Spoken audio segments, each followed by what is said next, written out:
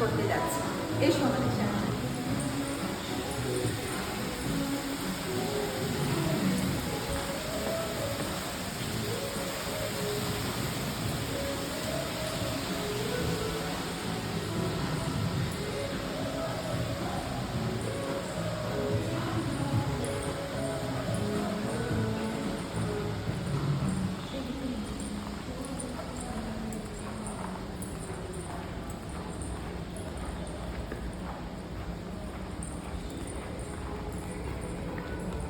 আচ্ছা, birthday girl গিয়ে খোলো নাও।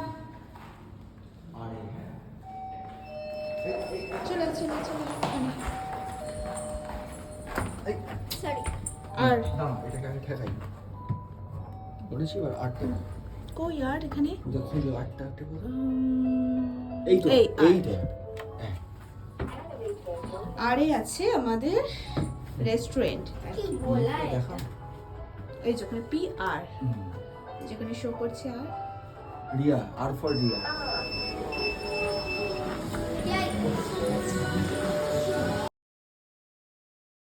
আস্তে আস্তে প্রবেশ করলাম খানা খাজানাতে। শুনেছি প্রায় 300 রকমের নাকি আইটেম এখানে থাকে, তবে এত আইটেম খাওয়া আমাদের পক্ষে সম্ভব নয়, তবে আমি ঘুরে দেখাতে পারি। বিষয়টা ভীষণ এলাহি, কিন্তু এত এলাহিভাবে থাকার অভ্যাস আমার নেই, তাই যতটা সম্ভব যতটা সুন্দরভাবে খাওয়া যায় সেটাই করেছি। মানে যেটুকু আমার পেট আমার সাথে সঙ্গ দেবে সেইটুকু, আর যেগুলো আমি বেশি পছন্দ করি অনলি সেইটুকুই খেয়েছি, বাকি কিচ্ছু আমি ছুঁয়েও দেখিনি। এখানে চলছিল সব সাউথ ইন্ডিয়ান ফুডের সম্ভার। আমি এখানে একটা কিছুও ট্রাই করিনি। তারপরেই আসছে কন্টিনেন্টাল, তারপরে হচ্ছে ইন্ডিয়ান সমস্ত রকম ফুডের সম্ভার ছিল।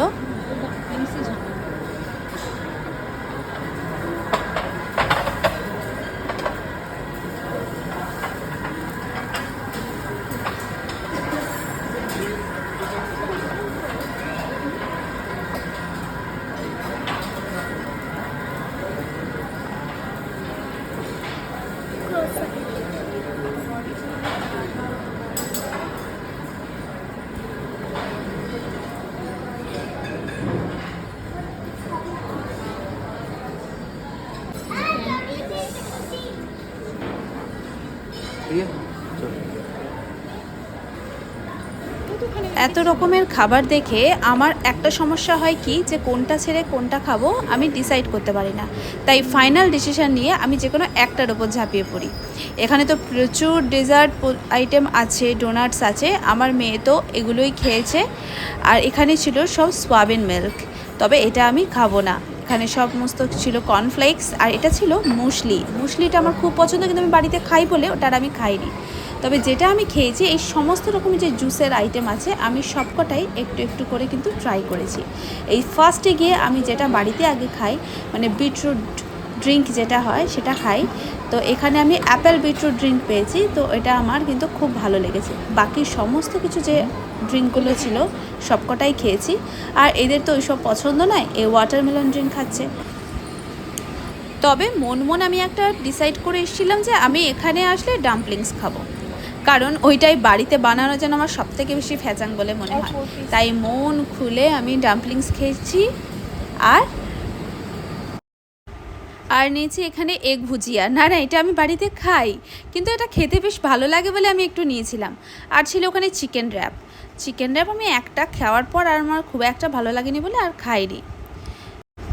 ফাইনালি প্লেটটা সুন্দরভাবে সাজাচ্ছিলাম। আসলে বারে বারে ঘুরে ঘুরে না এই বাফেটে খেতে আমার ভালো লাগে না, একেবারে নিয়ে বসে পড়লাম, তার মধ্যে যা হলো।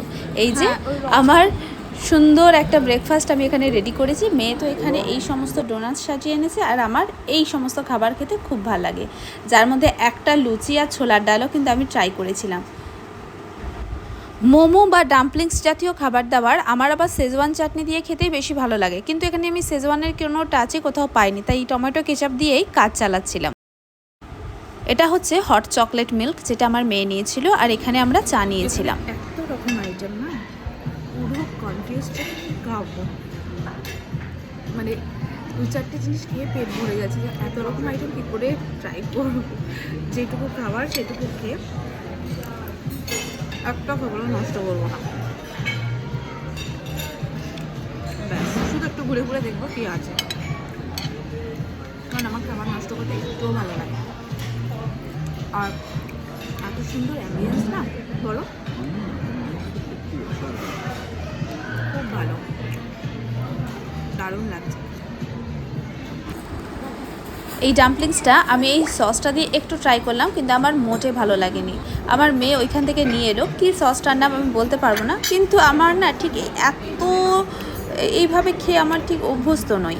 আর এখানে এনেছিলাম আমার পছন্দের জিনিস, এই ক্রোশেটের ওপরে হট চকলেট দিয়ে একটা নিয়েছিলাম একটা স্পঞ্জি কেক, আর ওয়াফেয়ার্সের ওপর ক্রিম দিয়ে। সত্যি বলতে কি আমার ক্রোশেটটা খুব ভালো লেগেছে, আর ওয়াফেয়ার্সটাও খুব ভালো লেগেছে, কিন্তু প্যানকেক খাওয়ার আমার এমন কোনো অভ্যাস নেই বলে আমার সেটা খুব একটা ভালো লাগেনি।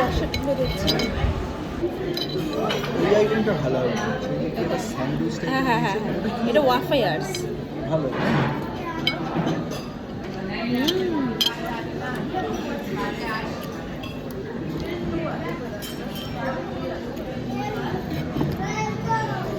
সেটা জাস্ট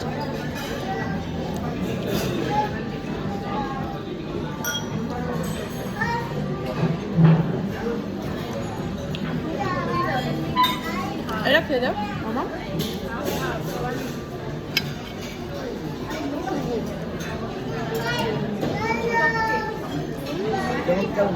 দারুণ, সবার ভালো লেগেছে।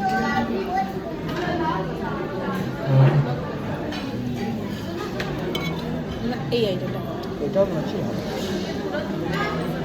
ওইটাই ক্রিম ক্রিম।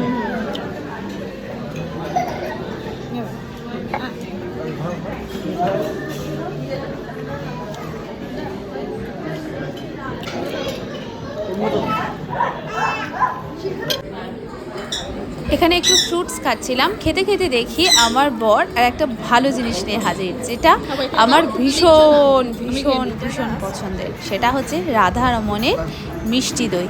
কারা কারা রাধারমণের মিষ্টি দই খেয়েছো বলো? কারণ এইখানে এই মিষ্টি দইটা যে এত অপূর্ব কি বলবো, মানে ফরেনার থেকে শুরু করে সকলে এই মিষ্টি দইটা খাচ্ছে আর হাঁড়িকে হাঁড়ি উড়ে যাচ্ছে। আমি এই প্রথম দেখলাম। আইটিসি রয়্যালে এসেও যে দই খাবো ভাবতেই পারিনি, মানে পূর্ব খেতেই দইটা পিওর বাঙালি মিষ্টি দই যাকে বলে।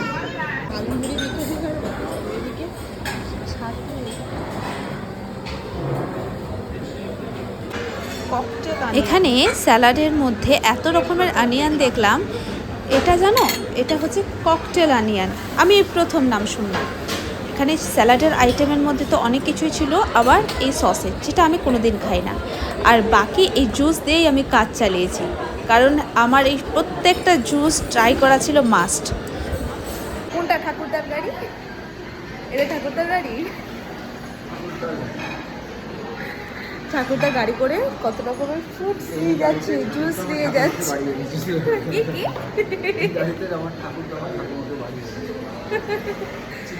চলো